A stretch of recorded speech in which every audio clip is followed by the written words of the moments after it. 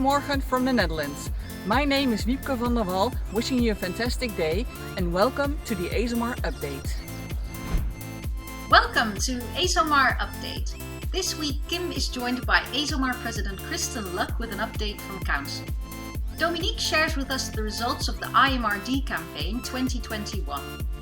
Kim meets with our member in focus John Caron, who leads the ESOMAR Foundation. And Danica shares with us the latest news on upcoming events and deadlines not to miss. I'm delighted to be joined by Kristin Luck, ESOMAR's new president, who's been busy making all of the rounds around the world. Kristen, it's been a really busy time, I know, for you, and I'm really just pleased that you're able to spend a bit of time with us to give the rest of the community a little update in terms of your first days as president, and I hear your first council. Yes, we had our first council, I think, about 2 weeks ago, which was exciting. I think, although it's unfortunate that we can't meet in person as a team, one of the benefits to being online is that you can meet more quickly and more frequently. And so rather than having a meeting that's 2.5 days, we're having meetings that are 2 hours, and we're doing them every month. So higher frequency, shorter duration. Does that mean that you're also having to then focus in more in terms of what you're focusing as your priorities? Yes, absolutely. So obviously, as we are spending quite a bit of time right now going through our strategic objectives. As you can imagine, there's generally a lot of discussion and work that goes into establishing those, and so we've had to condense that time just a bit. Because our term is condensed. We're technically really only I think we're getting shorted about 4 months out of what a traditional term would be. So we've got less time. And obviously we're all remote, and so we have to be more impactful with I think less resources and less face-to-face. And so we decided for the first meeting that we were going to focus on 2 of the 3 sort of strategic objectives. So just to give an overview, there's a number of special projects, or what we would call portfolios, that we have traditionally focused on as a council that will continue on in this council, and that includes things like diversity and inclusion, our North American objectives, which we have invested quite a bit of time and money into, and then some special projects around membership pricing and some campaign format issues that came up during the last elections. And then we've got strategic objectives that are defined around growth, which is what we covered in the first council meeting, and again around access and engagement, which is what we'll cover in the next council meeting on June, I think it's 16th. June 16th. So a lot happening already from the get-go. I mean, what would you say members should be most excited about, or also like what should they be kind of looking forward for the next kind of 3 months or so that they should really be keeping an eye out in their inbox or on social media, or by just following you in particular? Yeah, well, I mean, I think the good news is that, again, because we are functioning entirely online again this year, is that there's just a lot of content and programming that's happening. I will say from a growth perspective, which is what we spent the last council meeting on, we're obviously talking about different strategies to grow membership, and I'm also really thankful to a few of the members that have reached out to me with their ideas, and these are non-council members that have reached out to me with their ideas of how we can grow membership in regions where we're underrepresented, like Latin America, Asia Pacific, Africa, and even in the US. And so we've got some initiatives around that we'll be rolling out.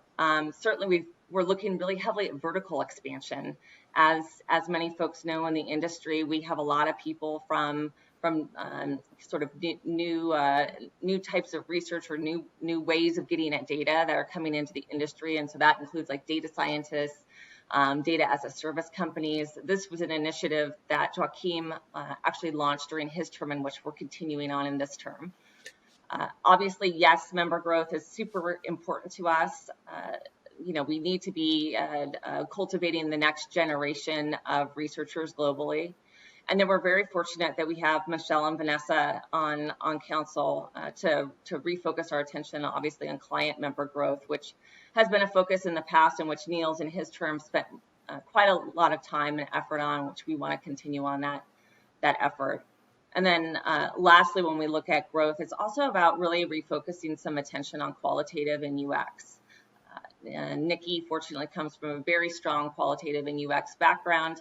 We've got a very strong partnership with QRCA and a few other qualitative associations. And I think, we've had so much focus in recent years on tools and surveys and different types of data collection techniques that unfortunately qualitative has sort of fallen by the wayside, and they're a very important part of our community. So it's really all about kind of expanding the catchment area that SMR and the SMR community really captures.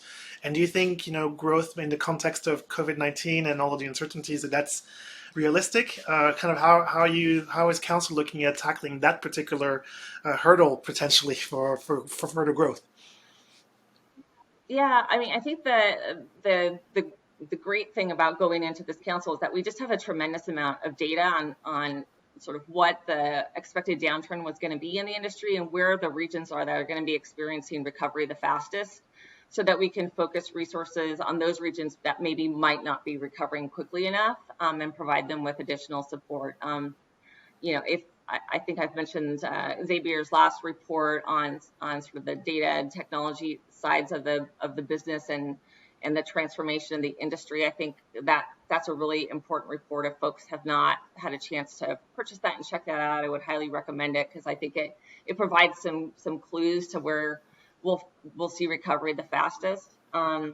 I also, maybe a week or so ago, did a listening session in Latin America with all of the reps there, which is, if you've looked at some of the data around regional recovery, Latin America is really struggling and toward the bottom of the list in terms of timing for recovery. And so we really need to be providing more resources and support in that region. So I'm really trying to make a concerted effort to connect with folks from all over the world, so that we have a better, more diverse perspective about what recovery ultimately looks like. Thanks.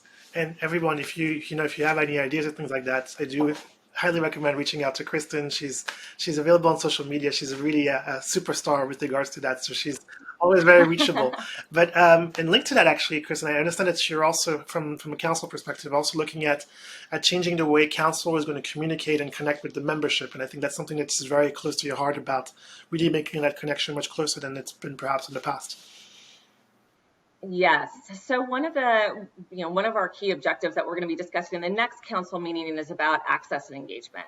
And this also ties in with our diversity initiatives, which is making SMR membership more equitable for people all over the world. And what that means to me, aside from, some things related to how our membership is structured, is also about making sure that people have access in different languages. I think about myself as a native English speaker. It's very easy for me to get online and to talk and present on pretty much any topic related to research. But imagine then having to do that in your second or third language, or trying to access content in your second or third and sometimes fourth language. It becomes much more challenging. And so part of making SMR more accessible is also providing content and these updates in more languages. So moving forward, this is the last council update you're going to see that's just me. I'll continue to be on each one giving the English update. However, we're also going to be providing updates in Spanish, Catalan, Italian, Portuguese, Igbo, Dutch, French, Hindi, Japanese, and German. That's incredible. I mean, that's nearly all of the major language groups of the world. So I'm going to see how we make that happen. Yeah, we're covering a lot. Exactly.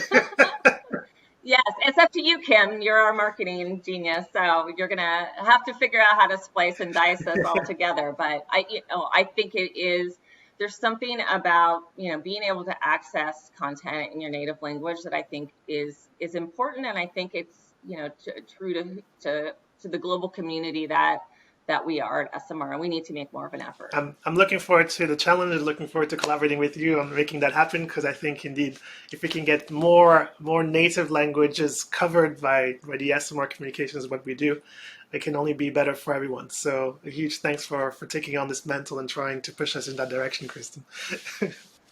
Yes. I'm glad you're up to the challenge, Kim.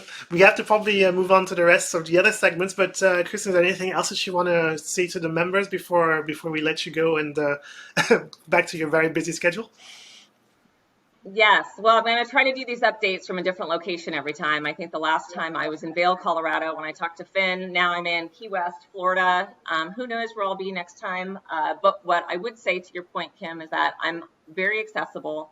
If you're a member and you've got an idea or an issue or some kind of programming idea, please, by all means, feel free to reach out to me. I am super accessible. You can reach me through LinkedIn, or you can just shoot me an email. It's Kristen@scalehouse.consulting.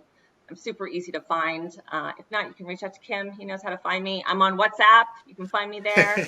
I'm always happy to also host a listing session in any country or region. I think the one that we had in Latin America last week was super valuable for me personally to understand some of the challenges in that region. And so by all means, reach out to me if you want to have a chat. You've heard it from the president herself. She's available for you. So indeed, if you have any ideas, suggestions, do shout it to us, because we're really here for you. So if there's any way that we can make ESOMAR even more valuable for you and make your membership, carry more weight, then do let us know and we'll make it happen. So thank you very much for your attention. Kristen, thank you very much for joining us and giving us this wonderful update, and looking forward to the multilingual updates in the next few episodes. Yes, I'll see you after the next council meeting. Thanks, Kristen. Have a good one. Last week, International Market Research Day was held on the 2nd of May, and it was followed up with a campaign that lasted for an entire week from the 3rd of May to the 7th of May. One of the persons who coordinated this mammoth exercise was Dominique Servant, who is chair of the association's executive committee at ESOMAR, and Dominique is here to give us a little debrief. Dominique, welcome. Thank you, Kim. Hello, everyone. So, yes, a quick debrief on the IMRD, which took place last week. We are very satisfied by the result, because it was the first time IMRD was organized this way. So it was quite a challenge to get associations involved in the project. And we can say it was really a real success, because we have 39 associations participating in the event, either by simply relaying social media's campaign, or by organizing special and dedicated events for IMRD. So I can't give you all the list because it could be a bit long, but I think I'm going to do it nevertheless, because I think it's important to just to say what countries were here. We had Armenia, Thailand, Malaysia, Hong Kong, Netherlands, UK, Australia, Egypt, Russia, US, Canada, Spain, Mexico, Czech Republic, Kenya, Sri Lanka, Chile, Italy, Poland, Peru, Argentina, Cyprus, Iran, Colombia, Brazil, India, France, and Mexico. So, well, what's amazing. Yeah, and so some of them were really particularly active, and I want just to say a big bravo and a big salute to Colombia, Iran, Brazil, India, France, and Mexico, which organized each more than 3 events, going until 6 or 7 events for one association. So really a great achievement. And we organized more than 60 events during this week. And what impressed me was the creativity of these associations, because we had either videos, really inspiring one, like QRCA, China, I forgot to mention China, Italy, which give really impressive videos, which have been really successful on social medias. They organized events, webinar discussions, and we had even one gala with a lunch organized online by our friend Anna from the Czech Republic. So a great variety of ways of organizing events, a great variety of topics, all centralized around our general topics for the week, which was how to imagine or reimagine research to build a better future in the post-COVID era. So we have a lot of things to do and to think for the future about other contribution during this week. And indeed, I do remember like the videos this year have been particularly inspiring from all the different countries. Like, as you mentioned, the Italian one. For me, the QRCA one also was a really beautiful summary of what research is all about and what qualitative research in particular is. And for me, I just keep getting very excited by the Chinese one, which had the whole cha, which really captured, I think, the whole motivation and the whole theme around IMRD. Exactly. And also, just to highlight as well and to say a huge congratulations indeed to all of our partners, because we've been monitoring the social media reach that this campaign has achieved, and we're at nearly 1.6 million people around the world have been somehow touched by this campaign. So it is a huge achievement. And a huge thanks to all the associations for making it happen. Yeah, and I think it's only the beginning, because this gave us a wonderful and energy to think about the future and to see how the associations are really living, active, dynamic, and necessary.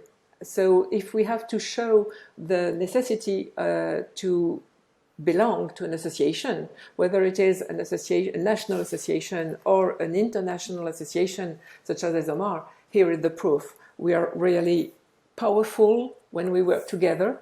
We are really improving our value proposition for our members.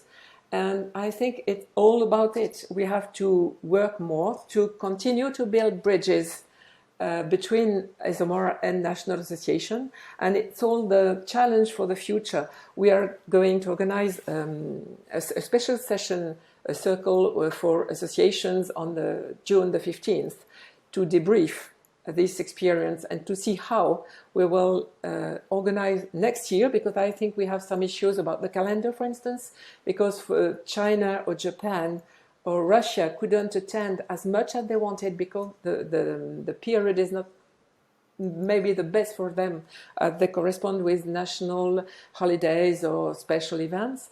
So we have to think about the form this collaboration can take, and we have to think together, National Association and ESOMAR, on the way we want to organize the event next year and the way we want to organize our work together for the benefit of our members. And indeed, as you mentioned, it's all about the members and championing the industry, and really the associations are all working together in support of that. And I hope that those of you who are watching do reach out to your national association or to ESOMAR if you're looking for us to do more, and for your participation in an association is absolutely vital. Dominique, if I suppose if anybody's interested, they can always contribute and send you a message in case they would like to, have ideas for IMRD 2022. Yes, absolutely. So don't hesitate to contact either Kim or send me an email. My address is dominique.servant@gaps.esomar.org. A bit complicated, but you can send a mail to Kim. Yeah, I think the best way will be to send you a mail, and we work together all the day. So no problem. Just check in the description, everyone. We'll definitely put in the email addresses so you can find out how to contact. Thank you. Dominique, a huge thanks for giving us a small debrief on IMRD 2021. It was a huge success. Congratulations. And thank you so much for your time. Thank you. Bye-bye. In this segment, our member in focus is John Kieran from the ESOMAR Foundation. He is the president of the foundation. So John, welcome to the show. And hello, Kim.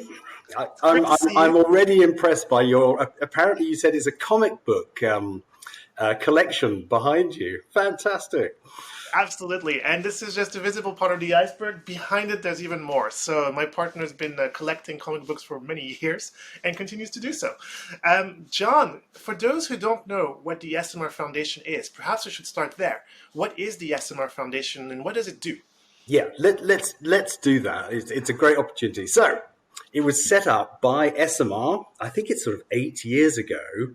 But like most startups, it takes a while, to sort of get going. And it's really simple. It's basically to take the wonderful talent, energy, commitment, and care of market researchers and talent and a bit of donations, hopefully, thankfully, and make a difference to charities. So basically, the ESOMAR Foundation is a charity focused on helping charities use market research and the efforts of market researchers to help the charity make a difference in the world. So it's I suppose our industry's small contribution, using what we know and the people in it, the wonderful people in it, to help them, because they don't have much money, they don't generally have that much expertise on great research, but it can make all the damn difference, and there are some wonderful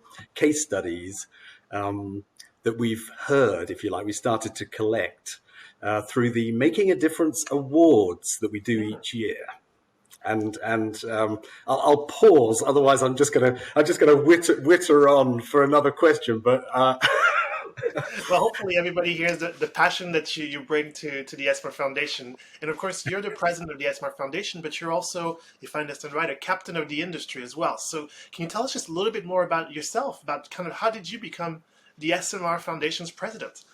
Well, I can't answer that question apart from the fact that sort of Phyllis McFarlane and Finn, Kristin Luck. I mean, a number, of the people involved with ESOMAR asked me. I've been running what was Brain Juicer and controversially changed the name to System 1 4 years ago, for which I'm delighted. I've stopped getting a kicking. But anyway, not here to talk about System 1, just the foundation. And look, it's like every charity, getting enough funding. I mean, it's all amateur.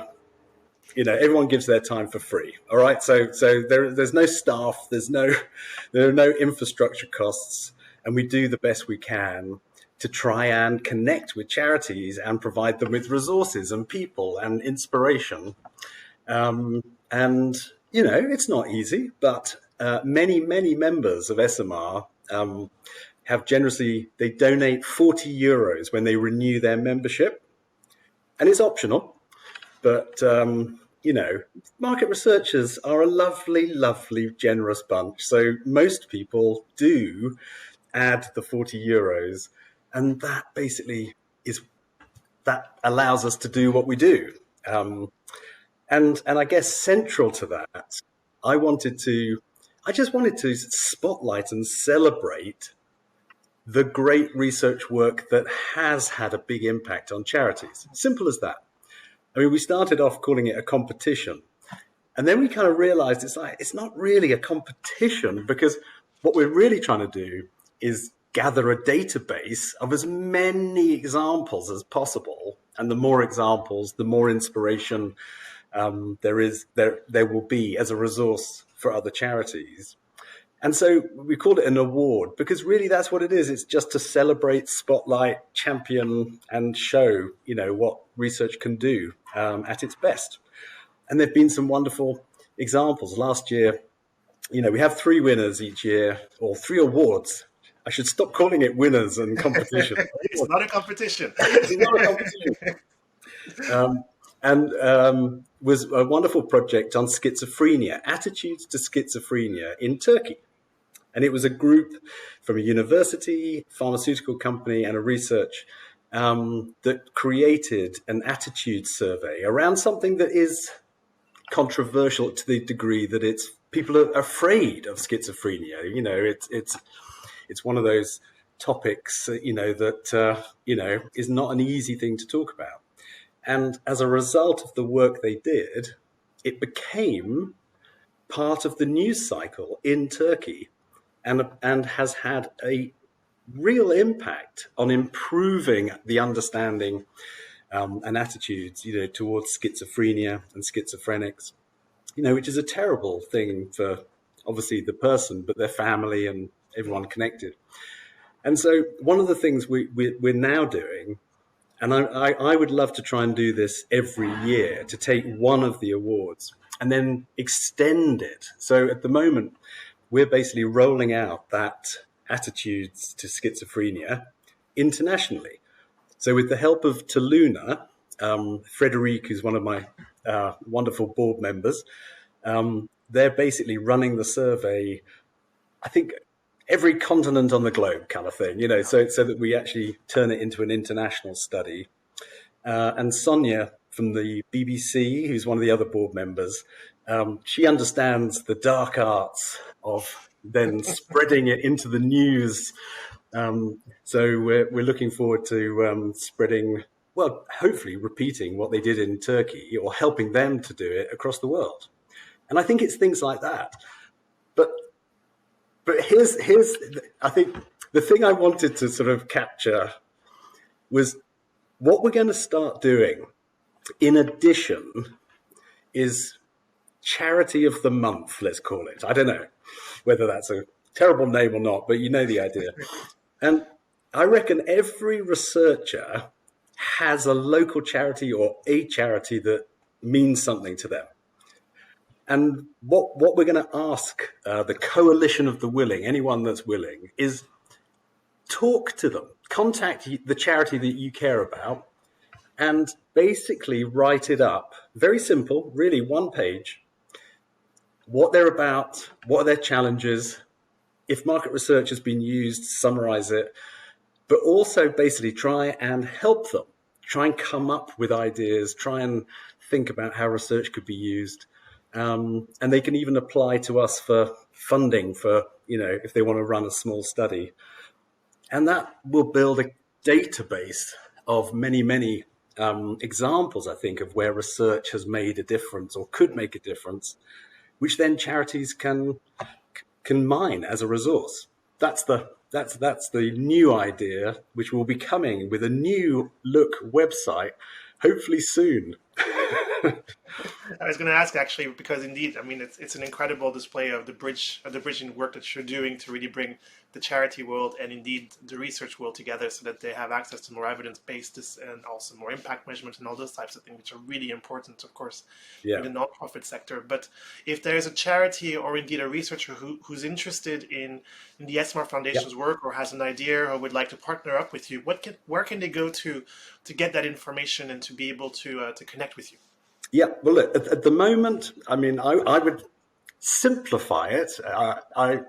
I won't regret, even if I get inundated. I would email me, john.kieran@system1group.com, and we'll be grateful for the involvement and help you understand how to write up just a one-page sort of case study for the new website.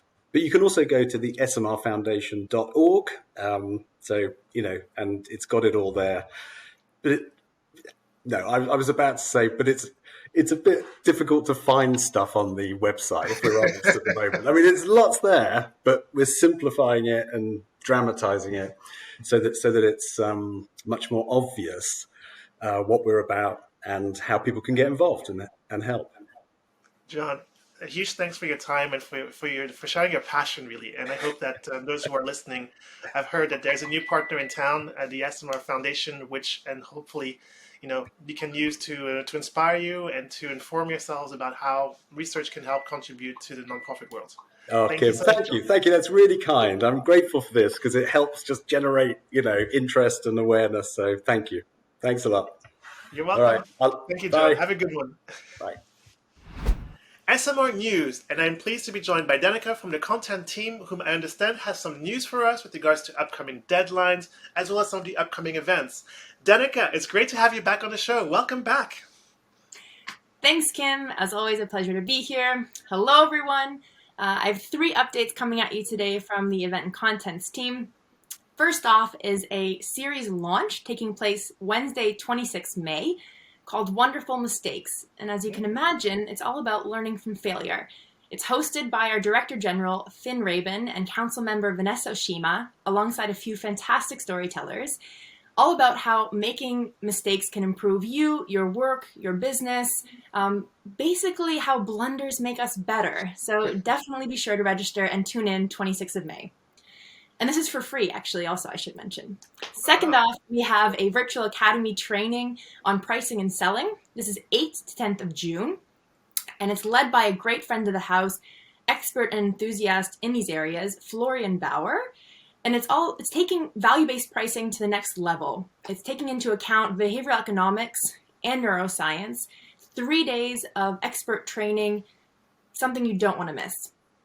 And if I understood right, when it comes to Academy, there's a slight different pricing structure from some of our free events. This one actually does, you do need to pay a little bit to get access to this information, except for some special people, I believe, right? Yeah, so for members it's $250, for non-members it's $350, but actually for our corporate client members, you should get in touch with your member relations team member because you could attend it for free. Your company should have a few free tickets up their sleeves, so definitely be able to check that out. It's a award-winning framework. Again, pricing and strategy can't go wrong. So don't miss out on this wonderful training, everyone, and make sure to get in touch with member relations if you're a client corporate member. Such lucky people. Absolutely. And finally, we have the second of our quarterly flagship series, 23rd of June, called Vision and Value. The committee has been busy reading through proposals and is about to finalize a program that we'll have online shortly. I'm thrilled at all of the submissions that came in. It's going to take a look at how COVID has influenced decision-making, business strategy, what kind of values we have going forward, how companies are basically going to move on, and maybe outside of COVID, what they've been busy with. So that's 23rd of June. It's free. We'll have three episodes for 3 of our different communities across the globe. So definitely be sure to check that out. So a little bit of something for everyone. And of course, for the Academy, preferential rates for members. I'm sure they will love that. Is there anything else happening, Danica, that they should be aware of? I think that's it for now.